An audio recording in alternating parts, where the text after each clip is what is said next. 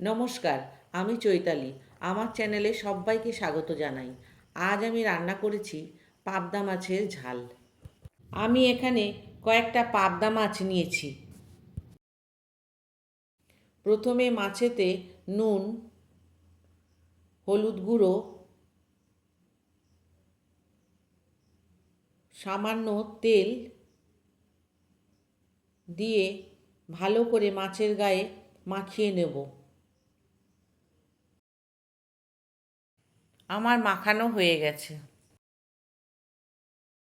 এখন মিক্সি জারেতে একটা বড় সাইজের পেঁয়াজ টুকরো করে নিয়েছি আর তার সঙ্গে কিছু আদা কুচি দিয়ে একসঙ্গে ব্লেন্ড করে নেব।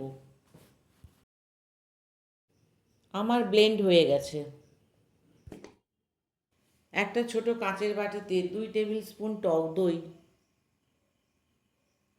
হাফ চা চামচ হলুদ গুঁড়ো, হাফ চা চামচ লাল লঙ্কার গুঁড়ো, হাফ চা চামচ ধনের গুঁড়ো, অল্প একটু নুন, একটু জল দিয়ে মিশিয়ে নেব। দই মশলার মিশ্রণ রেডি করে নিয়েছি। এখন কড়াইতে তেল দিয়ে দিচ্ছি। তেল গরম হয়ে গেছে, এবার মাছগুলো ছেড়ে দিলাম।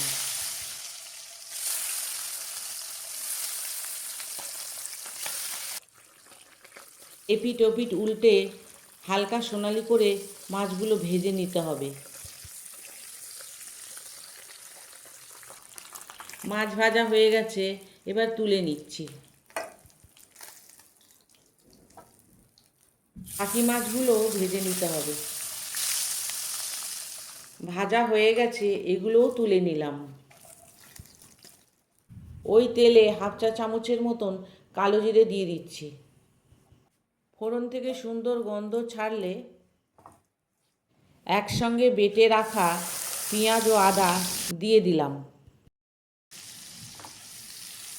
ভালো করে বাটা মশলাটা ভেজে নিতে হবে। মশলা ভাজা হয়ে গেছে। এখন টক দই ও মশলার মিশ্রণটা দিয়ে দিচ্ছি। এই সময় আঁচটা কম করে দিতে হবে। আবার সব মশলা একসঙ্গে ভালো করে কষিয়ে নেব। মশলা থেকে তেল বেরিয়ে এসেছে।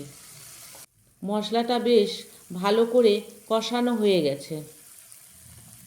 এইবার ঝোলের জন্য প্রয়োজন মতন গরম জল ঢেলে দিচ্ছি। একটু নেড়ে নেব। স্বাদ অনুযায়ী নুন দিয়ে আবার মিশিয়ে নিতে হবে। ঝোল ফুটে উঠেছে, এবার ভেজে রাখা মাছগুলো দিয়ে দিলাম।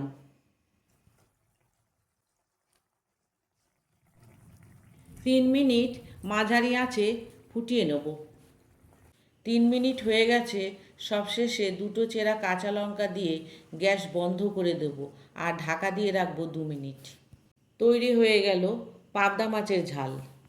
এই ভিডিওটি কেমন লাগলো আমায় কমেন্টে জানাবেন। ধন্যবাদ।